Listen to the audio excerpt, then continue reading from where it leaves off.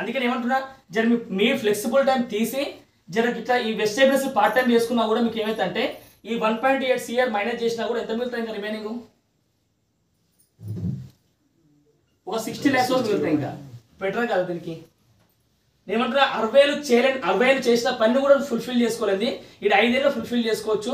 ఈ రోజు మీకు అక్షరాలు చెప్తున్నారు కదా, పురుషోత్తమ దాసాని ఇన్కమ్ ఎవరైతే ఉందో ఆ పర్సన్ ఇన్కమ్ వచ్చి సంవత్సరం ఆదాయానికి 1.9 CR చూసాను, నా కళ్ళతో చూసాను. లాస్ట్ ఇయర్ ఇన్కమ్ అనేది, లాస్ట్ ఫినాన్షియల్ ఇయర్ ఇన్కమ్ అనేది 1.9 CR.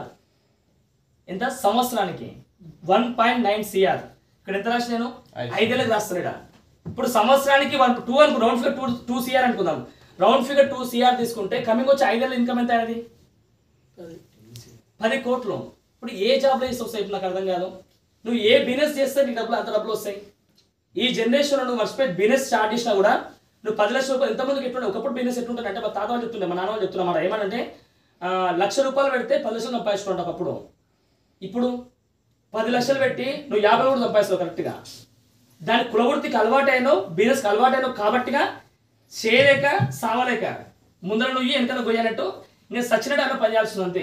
వేరే పని చేయలేక ముందర కింద పని చేయలేక అది దానికి బయటికి వెళ్ళలేక సస్తు బతాను. క్లియర్గా తెలంగాణ సామెత ఉంది, దంచింది బుక్కింది బరాబర్ సరిపోతుందంట.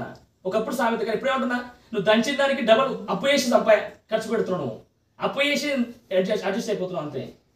అది కొంచెం అర్థం చేసుకోండి. ఇవన్నీ వాస్తవాలు ఇవన్నీ చెప్పింది వాస్తవాలు నేను అంటున్నా, కానీ నమ్మితే నువ్వు వాస్తవం అవుతుంది, నమ్మకపోతే నువ్వు అనుకున్నది వాస్తవం అవుతుంది. తర్వాత 60 సంవత్సరాల తర్వాత నేను గుర్తొస్తా నీకు అంటున్నా.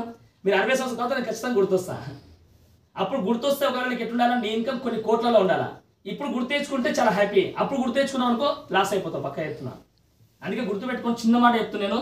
ఈరోజు సలీం సార్ పురుషోత్తమ దాస్ సార్ ఎవరైతే తీసుకొచ్చిన వ్యక్తులు సలీం సార్, అశోక్ సార్, ఆ సలీం సార్ ఇన్కమ్ కూడా నెలకి ఇన్కమ్ అక్షరాల ఇన్కమ్ అనేది 13 లక్షలు, నెలకి 13 లక్షలు. ఈరోజు దాస్ అనే వ్యక్తి 2.6 CR పెట్టి నాగోల్ దగ్గర ఇల్లు కొనుక్కున్నాయన. ఆయన లోన్ మొత్తం క్లియర్ అయిపోయింది ఆల్రెడీ. 55 లక్షలు పెట్టి బెంచ్ కార్ ఉన్నాయన, బెంచ్ కార్ ఏ క్లాస్ అని క్లియర్ అయిపోయింది. అప్పుడు క్లియర్ అయిపోయింది, అది క్లియర్ చేసుకుంటూ. మూడోది ఆయన మనం చూపించిన ఆయన నెలకి కనీసం SIPలో ఇవన్నీ ఎవ్రీథింగ్ ఈ ఇన్వెస్ట్మెంట్ ఎంత చేస్తున్నట్టే 12 lakhs ఇన్వెస్ట్ చేస్తారంట రోజుకి, నెలకి ఎంత 12 lakhs. చిట్టీలు కాదవి, ఇన్వెస్ట్మెంట్ చేస్తుండ్రు. ఆ ఇన్కమ్ ఆయన ఒకవేళ మర్చిపోయానికైనా అయితే ఒక కమింగ్ 10 years తర్వాత ఆయన ఇన్కమ్ ఎంత చెప్పినా 700 కోట్లు అంట ఆయనకి. ఎంత ఇప్పుడు చేశాడు ఇన్వెస్ట్మెంట్ 700 కోట్ల కంట దాని వాల్యూ. ఎంత తక్కువనా ఇప్పుడు ఖర్చు అమౌంట్. మన కండ్ల ముందర బాగుపడుతున్నాం సార్. నేను వెస్ట్ అయిపోయినస్ వద్దు సార్, జాబ్ మస్తు సుఖం ఉంది సార్, మస్తు ఖుషి అవుతుంది సార్ నాకు అన్నాం అనుకో, దీనికి ఇంపార్టెన్స్ ఇవ్వు. కానీ ఈ 60 సంవత్సరాల లైఫ్కి ఇంతే లేదు సార్. కొంచెం వెజిటేబుల్స్కి నేను ఇంపార్టెన్స్ ఇవ్వాలి, ప్రయారిటీ ఇస్తా.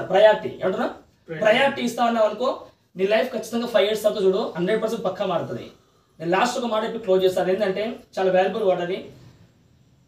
దాసా నాకు ఇప్పుడు దాసా చెప్తానమాట. ఏం చెప్తాను సార్, నువ్వు చదువుకున్న ఏరోనాటికల్ కదా, నువ్వు డిసిషన్ కరెక్ట్ తీసుకుంటే ఈ వెస్ట్ బిజినెస్ నుంచి నువ్వు కరెక్ట్ చెప్తున్నావు కదా, 2030 వరకల్లా నీకు నచ్చిన నువ్వు ట్రై చేసుకున్న కలర్ ఏదైతుందో ఆ కలర్ నచ్చిన కలర్ అయితే కలర్ ఉందో ఆ కలర్ తగ్గట్టు నువ్వు హెలికాప్టర్ కొంటావు అని చెప్పండి సార్.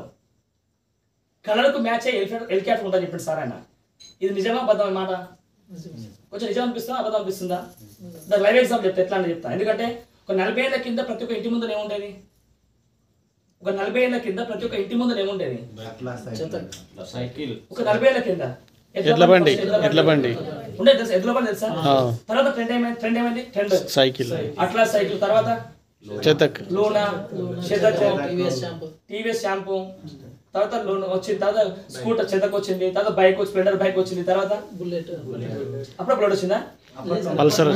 బుల్లెట్ చాలా కష్టం, చాలా వండర్ఫుల్ బుల్లెట్ ఒక ట్రెండ్. తర్వాత ఏమొచ్చింది? 2 వీలర్ కాస్త 4 వీలర్ కన్వర్ట్ అయిపోయింది. Maruti Suzuki, Maruti something 800. తర్వాత కొంచెం లగ్జరీ కార్స్ వచ్చినాయి, అవును కదా. నెక్స్ట్ ట్రెండ్ ఏమో చెప్పండి మీరు? నెక్స్ట్ ట్రెండ్ ఏముంది? చాపల ప్లేటే కదా. మీరు నమ్మినా నమ్మపైన వాస్తవం. 2030 వరకల్లా ఇండియాలో మ్యాక్సిమం పీపుల్స్ మంచి డ్రీమ్ ఉన్న వ్యక్తులు, అది కూడా అందరు కాదు, డ్రీమ్ ఉన్న వ్యక్తులు. ఇప్పుడు డ్రీమ్ ఉన్న వ్యక్తి బుల్లెట్ బండి కొనగలంటారు. చాలా మంది ఏమంటారు, బర్రెకి భయపడి తౌడుకు భయపడి బర్రె కూడా బంద్ చేస్తారంట. అందుకే పార్లమెంట్ వెళ్ళిపోయినాయి. వెహికల్ భయపడరు, వెహికల్ ఖర్చుకి ఎక్కువ భయపడతారు చాలా మంది. మనం కూడా చాలా మంది ఇప్పుడు ఒక దాంట్లో విన్నా నేను క్లియర్గా ఈ మాట. ఈ మన పిల్లలు కూడా ఎందుకంటే చాలా మంది కారణం ఏంటంటే ఇదే రీజన్. ఏ రీజన్? ఈ పిల్లల చదువుకి ఇంత ఖర్చు ఎందుకు ఉంది, ఇట్లా ఇట్లా నేనేమంటే పాజిటివ్ ఆలోచించుకోవాలి తెలుగు కళలో అంటే వాళ్ళకి నెగిటివ్ ఆలోచించుకోరాను, పిల్లలంటే టైం వేస్ట్ అవుతుందని చెప్పేసి.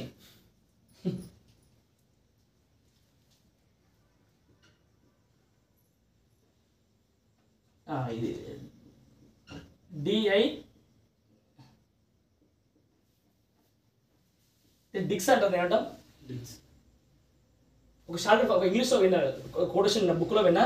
డిక్స్ అంటే ఏంటంటే డ్యూయల్